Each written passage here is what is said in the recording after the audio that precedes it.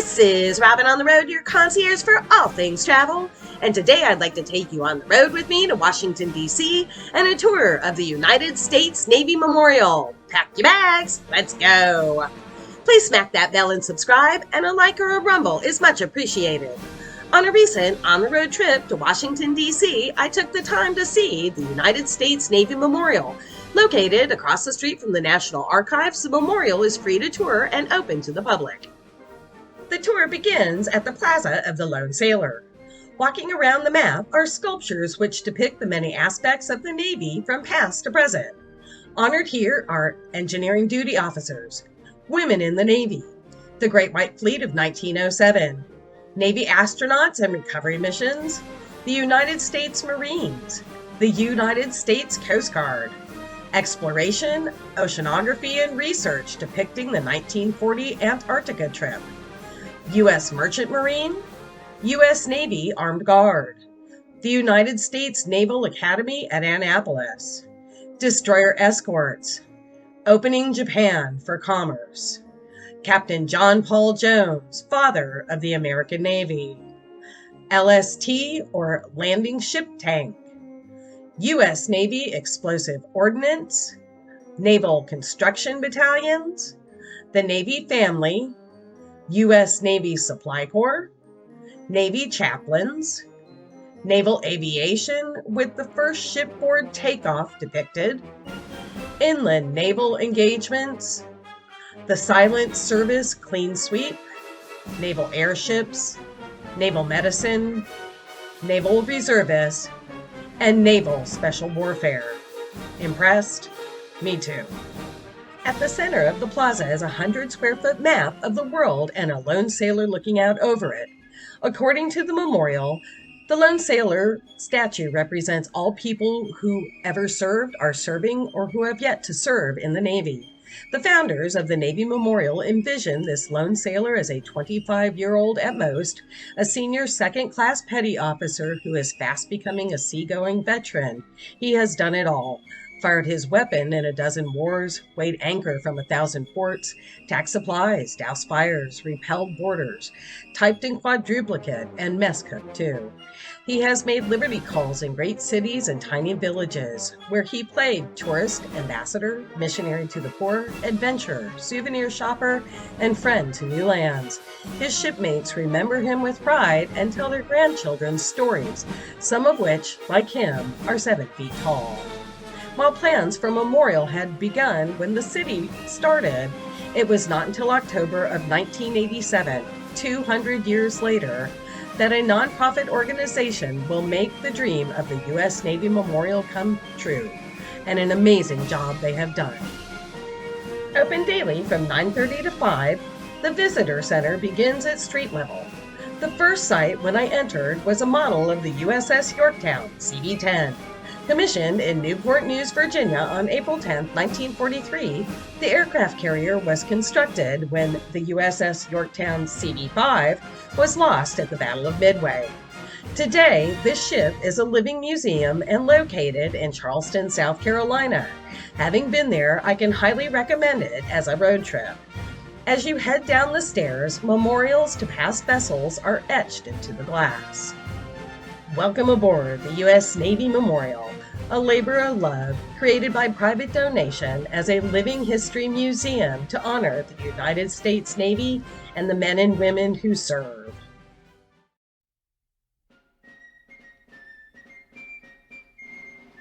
October 13, 1775 is considered the birthday of the United States Navy.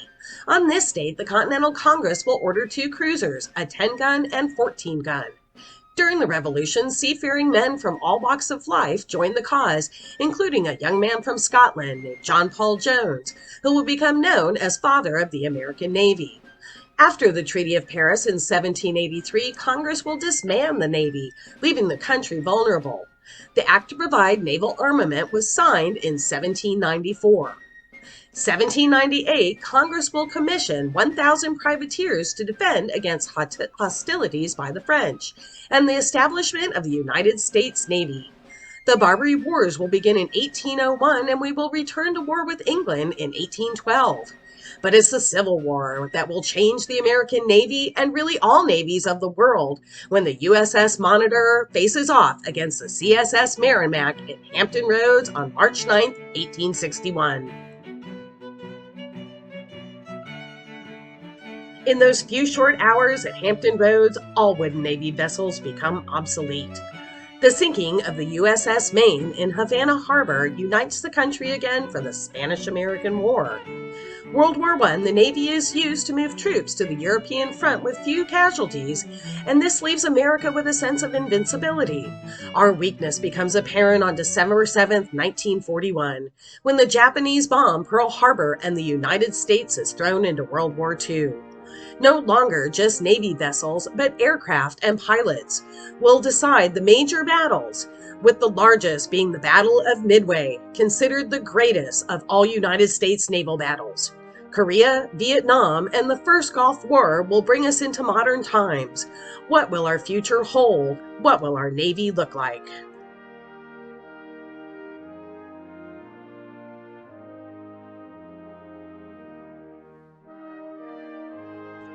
The Lone Sailor Award is given to sea service veterans who have excelled with distinction in their respective careers during or after their service, and the Naval Heritage Award is for distinguished Americans who have significantly supported the nation's sea service.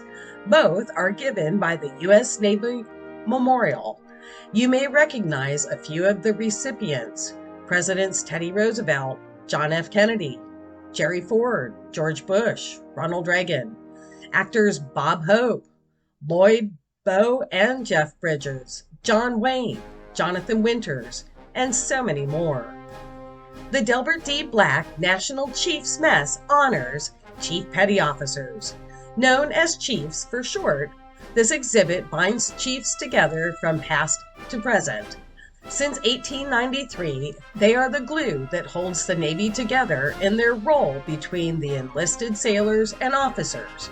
Their mess is a place they eat, gather to ask and offer advice to one another on how to communicate and carry out orders. Master Chief Delbert D. Black was appointed Senior Enlisted Advisor to Chief Naval Personnel in 1967. Later to be known as Master Chief Petty Officer of the Navy, he worked tirelessly to listen to the sailors and pass on their thoughts, giving the sailors a strong voice and strengthening the chain of command. He will retire in 1971, and his policies will be implemented over the next 50 years.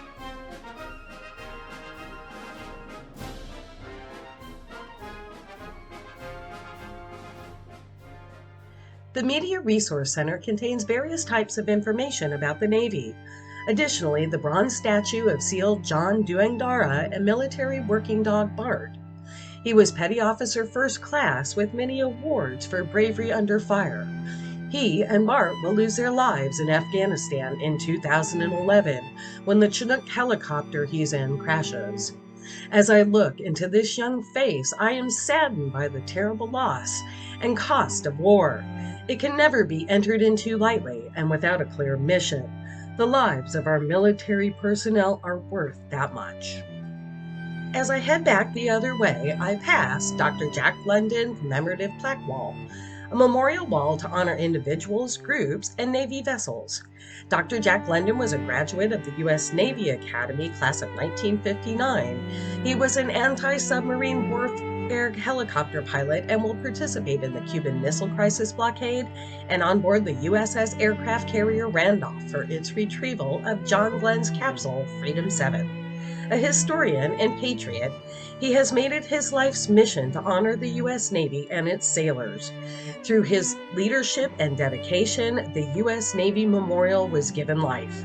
The panels of this memorial wall bearing his name is a walk through history.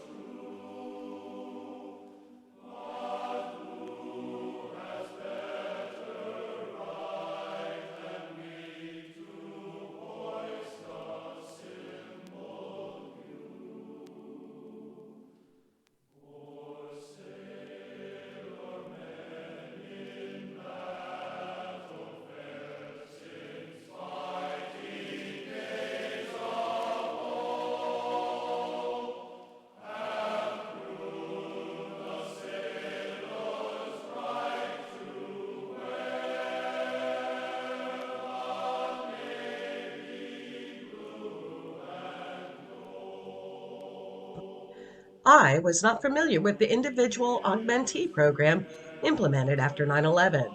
The IA program allowed Navy personnel to be embedded with other forces where they were needed, including training to be ground troops.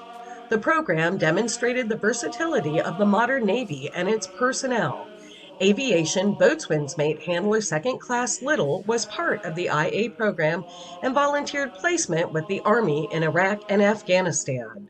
His time in the military has given him PTSD, a condition that affects so many of our military personnel. Today, he works to help improve the lives of American sailors.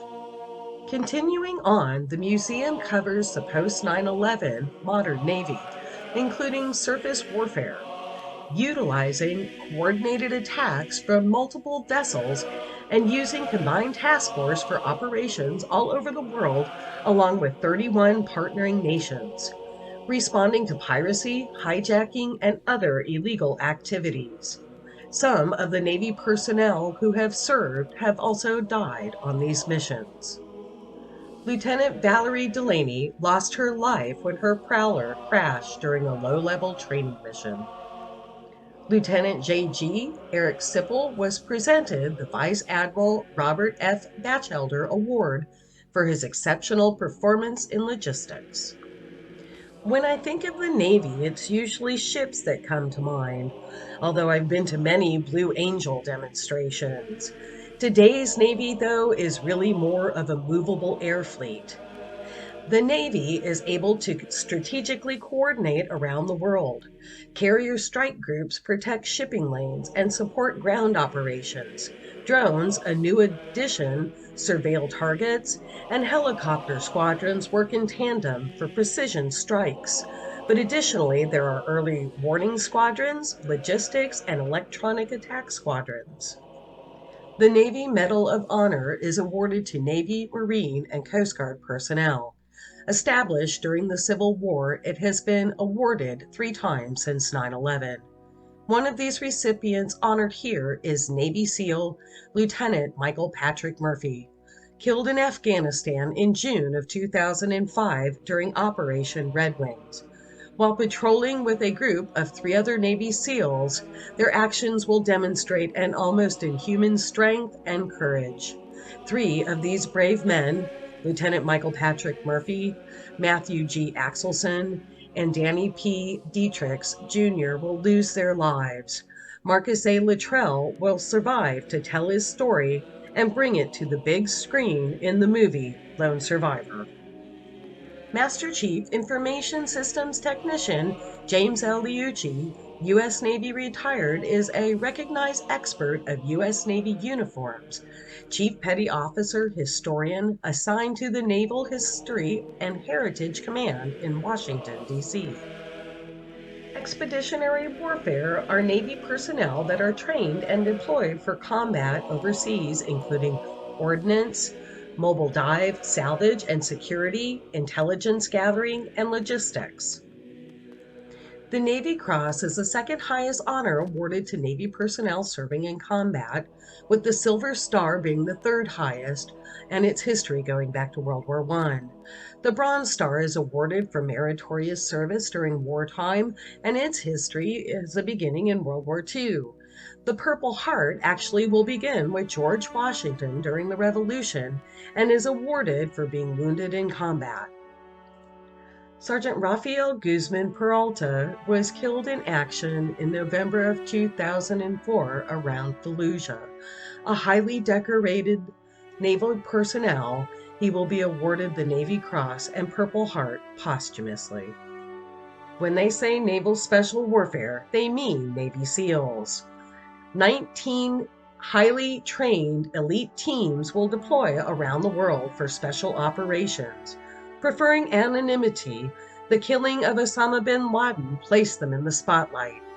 Today's Navy SEALs exemplify the courage and honor of the Navy. With so much information using cyberspace, information warfare, while not bullets and bombs, is collecting, identifying, and applying knowledge gathered to help strengthen America's place in the world. Knowing the who, what, why, where, when, and how is vital to national security. I realize I have given a brief synopsis of these very important departments of the Navy. All I can say is that it's time for a road trip of your own to the U.S. Navy Memorial. Additionally, I would like to apologize if I have mispronounced anybody's name. The U.S. Navy Memorial is located 2 blocks from the Museum of Natural History, and I just couldn't pass on the opportunity to see the Hope Diamond along with some other gems and jewels. The information for my video came from the U.S. Navy Memorial Museum and their website. I will provide links in my description. Things to know before you go. The U.S. Navy Memorial is located just off the mall in Washington, D.C. at 701 Pennsylvania Avenue Northwest. Open 7 days a week from 9:30 to 5 p.m. At the time of the taping, the memorial was closed for 2 months until February 29, 2024 to make updates. The museum is free to visit and mobility impaired can be accommodated. The National Archive Metro stop is very close by.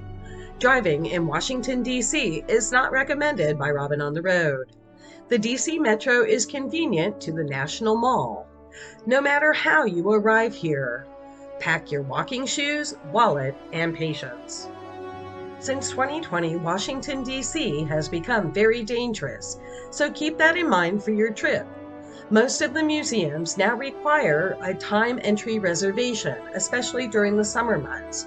I was not there during a busy tourist time, but the National Archives still required this reservation. There is no charge for most of the Washington museums. All of the Smithsonian's and most buildings in D.C. conduct a security check. That means no weapons, drugs, or alcohol are permitted. While I highly recommend the U.S. Navy Memorial for your next trip to Washington, D.C., I did not find the museum to be of interest to small children. There were no interactive displays, and the subject matter is geared more for adults. Rather than a museum to Navy vessels, this memorial tells the personal stories of the sailors. For this on-the-road trip, I chose to stay at the Hyatt Regency Hotel in Crystal City. A free shuttle to the metro station is offered at this hotel, or you can walk to a station in about 10 minutes. I found the Hyatt was more affordable than some other options, including Airbnb. Nothing is included. That means food and parking, both of which are expensive. Lastly, I would like to thank you, fellow traveler, for joining me on this tour to the U.S. Navy Memorial and a brief look at the gems at the National History Museum, and especially for your continued support of my Robin on the Road videos. Please smack that bell and subscribe, and show me some love with a like or a rumble. And check out my latest video on the Daytona International Speedway and Motorsports Hall of Fame of America Museum. Until next time, this is Robin on the Road, your concierge for all things travel, and I hope to see you out there on a road of your own. Until then, safe travels.